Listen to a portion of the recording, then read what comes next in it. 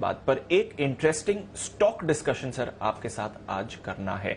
Jindal photo और Jindal poly investment, इस पर कुछ समय पहले हमने एक्सक्लूसिव रिसर्च दी थी। इनका जो थर्मल पावर प्लांट है वहां पर हमने कहा था कि बहुत बड़ी वैल्यू है जिसको कंपनी और बाजार ठीक से वैल्यू नहीं कर पा रहे हैं, और जो इनका डी लिस्टिंग इंडिकेटिव प्राइस आया है वो भी ये वैल्यू को नहीं कैप्चर कर रहा है। इस पर कल कुछ सफाई आई है, कंपनी कह रही है हमारी रिसर्च के साथ वो नेसेसरली सब चीजों पर अग्री नहीं कर रहे हैं, एंड मोर इंपॉर्टेंटली प्राइस पर भी उन्होंने कुछ बदलाव नहीं कराए। कैसे देखें सर इस डेवलपमेंट को?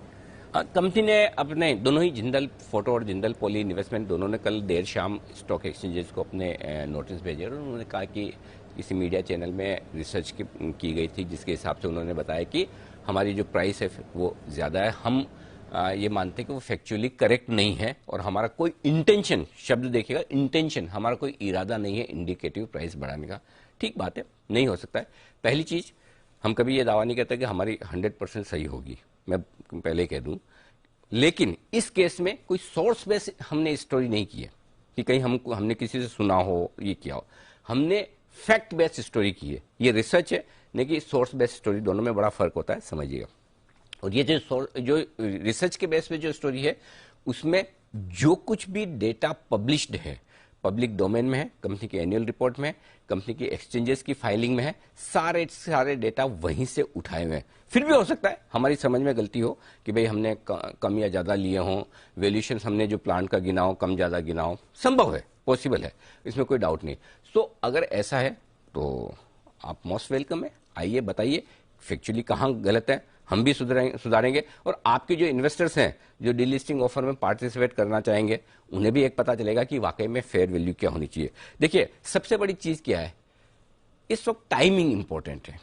क्यों प्रमोटर डीलिस्टिंग ऑफर लेकर आ रहे हैं, और वो भी तब जब उनका डेट रिजोल्यूशन हुआ है और उन्होंने स्विस चैलेंज मेथड के तहत वापस अपना प्लांट ले लिया है, जो कि पिछले साल ही मई जून में हुआ है, राइट। सो उसके तुरंत बाद जब आप डीलिस्टिंग ऑफर लेकर आते हैं तो उस पर सवाल तो उठते हैं कि इसका मतलब, और एक चीज समझिए, कभी भी प्रमोटर डीलिस्टिंग तब करता है जब वाकई में उसको यह लगता है कि इस भाव में कंपनी के वैल्यूएशन से या शेयर आकर्षक दाम पर मिल रहे हैं और आगे चलते उसका अच्छा है। सबसे बढ़िया एग्जांपल आपके सामने वेदांता है। 87 रुपए में डीलिस्टिंग ऑफर, और आज देखिए सब डिविडेंड उसके बाद जो आए उसको मिलाकर देखे तो 450 रुपए पर ट्रेड कर रहा है, 4 से 5 गुना। ठीक है, सो सिंपल सी चीज है कि आपका टाइमिंग जो है वो थोड़ा शक पैदा करता है कि रिजोल्यूशन हो गया, सब कुछ हो गया, प्रोमोटर्स के पास वापस कंपनी आ गई, प्लांट आ गया, उसके बाद आप अगर कर रहे हैं तो इसका मतलब क्लियर कट है कि फ्यूचर आउटलुक बेहतर है। दूसरी चीज, जो कुछ पब्लिश डेटा से हमने लिया कि मुनाफा है, देखिए जैसे जिंदल पॉली इन्वेस्टमेंट के केस में 6 महीने के आंकड़े दिखा रहे, रेवेन्यू 481 करोड़, मुनाफा 641 करोड़ है। जिंदल फोटो के केस में मुनाफा 6 महीने का 546 करोड़ दिखा रहा है। अगर इन आंकड़ों में कोई एडजस्टमेंट है, हम मुनाफा देख रहे हैं, मार्केट कैप 300 करोड़, मुनाफा 550 करोड़ एक क्वार्टर का, और वो भी तब जब आपका प्लांट फुल कैपेसिटी पर चल रहा है, जो कि वो नेशनल पावर का जो पोर्टल है उस पर साफ आप भी जाकर देख सकते हैं। तो अगर ऐसी सिचुएशन में आपका मुनाफा है, अगर इस मुनाफे में कुछ एडजस्टमेंट है तो हमें पता नहीं, क्योंकि मैंने सारी छान के देखा है हमारी टीम ने, कहीं उसमें कोई एडजस्टमेंट नहीं दिख रहा। अगर एडजस्टमेंट है तो कंपनी बताए। मेरा पॉइंट सिंपल है कि इंडिकेटिव प्राइस कभी भी डीलिस्टिंग प्राइस का एक खाली इंडिकेशन है, वो फेयर वैल्यू नहीं है। फेयर वैल्यू क्या है, इसकी एक रिपोर्ट होनी चाहिए, और चाहे सेबी चाहे कंपनी खुद एक इंडिपेंडेंट वैल्यूअर से फेयर वैल्यू निकाले, उनकी कंपनी की एसेट्स की कितनी बनती है, और वो शेयर होल्डर्स के साथ शेयर करें। मैं तो ये भी नहीं कहता हमें बताइए, आप शेयर होल्डर्स को बताइए, एक्सचेंज पे फाइल कर लीजिए। एक्सचेंज पे शेयर होल्डर्स को बताने में ये होगा कि उनको डिसीजन लेने में आसानी होगी। एक्सचेंज को बताएंगे तो कोई प्रोस्पेक्टिव शेयर होल्डर है, फॉर एग्जाम्पल किसी को लगता है कि अगर फेयर वैल्यूएशन 1200 रुपए का नहीं है, 1000 का है या 500 का है, तो वो भी अपना मन बना सकता है कि मैं शेयर और खरीदूं या ना खरीदूं। सो फेयर वैल्यू की आप रिपोर्ट बनाइए, रखिए सबने सामने और सबको दीजिए। अब मेरे समझ के बाहर की बात यह है दीप कि अगर 1200 मेगावाट का पावर प्लांट इनकी कंपनी में है, और बॉक्स कंपनियां बनी हुई काफी, एक के नीचे एक कंपनियां, तो बहुत आसान काम नहीं है वैल्यूएशन निकालना। मेरे जैसे सीएसीएस को भी पसीना बहाना पड़ता है, तब जाके हम समझ पाते हैं।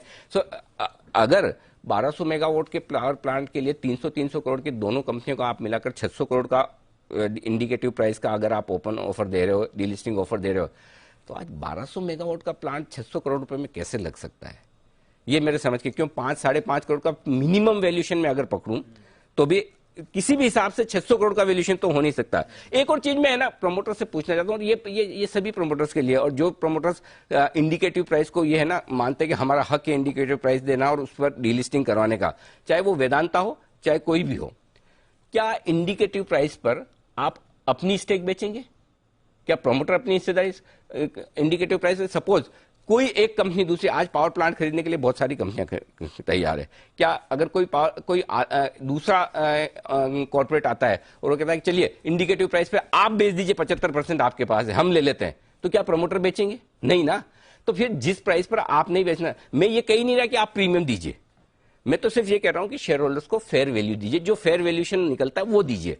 और वो फेयर वैल्यूएशन क्या है वो न मैं डिसाइड करूंगा, न प्रमोटर डिसाइड करेंगे, न शेयर होल्डर्स डिसाइड करें, एक इंडिपेंडेंट वैल्यूअर डिसाइड करे कि इस कंपनी के पास कितनी एसेट्स है। और मैं सेबी से भी दरख्वास्त करना चाहता हूं, दो चीजें करनी चाहिए इस तरह के मामलों में, न सिर्फ जिंदल वाले केस में बल्कि सारे, चाहे वो वेदांता के केस हो, चाहे जितने डीलिस्टिंग ऑफर आते हो, जितने, उनमें एक काम करना चाहिए। पहली चीज तो ये कि वैल्यूएशन रिपोर्ट्स कंपलसरी। हाल ही में सेबी ने एक बहुत बढ़िया डिसीजन लिया और उसकी हमें तारीफ करनी चाहिए।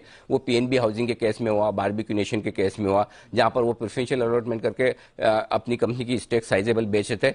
सेबी ने कहा नहीं, आप लाइए, फेयर वैल्यूएशन कराइए, इंडिपेंडेंट वैल्यूएशन कराइए और उसके बाद हम डिसाइड करेंगे। और आप देखिए पीएनबी हाउसिंग का ऑफर फेल हो गया।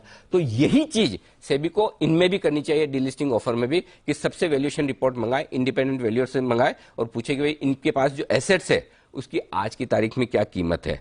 दूसरी चीज, जो प्राइस डीलिस्टिंग ऑफर किया है, इसमें एक चीज और है दीप, वो बहुत समझने वाली बात है। डीलिस्टिंग ऑफर का मैनिपुलेशन बहुत होता है, क्योंकि अगर 75% प्रमोटर के पास होती है, 10-15% वो कॉर्नर कर लेते हैं इधर उधर दूसरे नामों में, और फिर वो जो प्राइस डिसाइड करेंगे उसी प्राइस में शेयर टेंडर हो जाएंगे। 90% होते ही डीलिस्ट, ठीक है।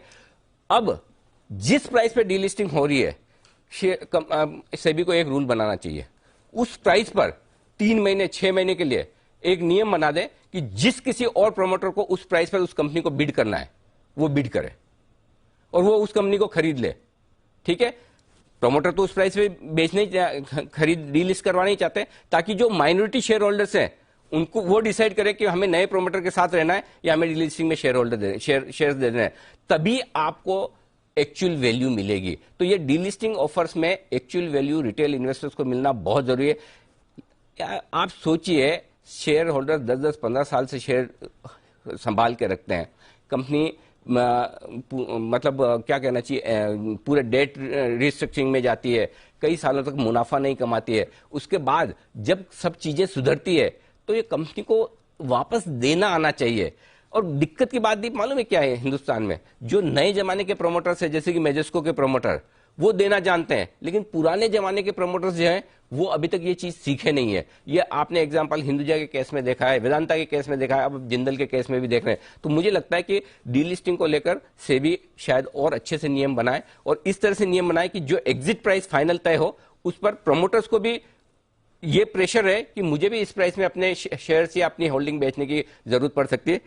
आखिर में मेरा खुला निमंत्रण है, जो भी मैनेजमेंट है, अगर हमने कोई कैलकुलेशन में गलत की, हम सुधारने को तैयार हैं, आए बात करें, अपने शेयर होल्डर्स को बताएं कि उनके हिसाब से क्या फेयर वैल्यू होती है। इंडिकेटिव प्राइस अपनी जगह है, फेयर वैल्यू अपनी जगह है। आपको अगर प्रीमियम नहीं भी देनी है, फेयर वैल्यू जरूर दीजिए, ये मेरी दरख्वास्त है, रिक्वेस्ट है। रिटेल शेयर होल्डर है कितने सर? 25% है, उनमें से भी 25 में हम आप सब जानते हैं कितने एक्चुअल रिटेल इन्वेस्टर्स होंगे, कितने कंपनी के पास कॉर्नर होंगे। 5-10% दे दीजिए ना, आपके साथ रहे इतने सालों तक शेयर होल्डर्स, आज उनके लिए थोड़ा पैसा, 2 पैसा बनाने का मौका है। दुआएं देंगे, खुश होंगे, अगली बार आप वेंचर करेंगे और आपके साथ आएंगे। Thank you very much. Absolutely sir, तो सटीक एनालिसिस करिए आपने इस पर और पूरे मुद्दे पर बड़ी क्लैरिटी दी है। आशा करते हैं कि मैनेजमेंट भी आके अपना क्लैरिफिकेशन हमें देगी और सेबी भी इन नियमों पर एक रीलुक और अच्छे से इसे फाइन ट्यून करेंगे। तो चलिए, ये एक बड़ा डिस्कशन और इन दोनों स्टॉक्स पर भी रखनी है नजर। हमारी एक्सक्लूसिव रिसर्च के बाद ये है इम्पैक्ट।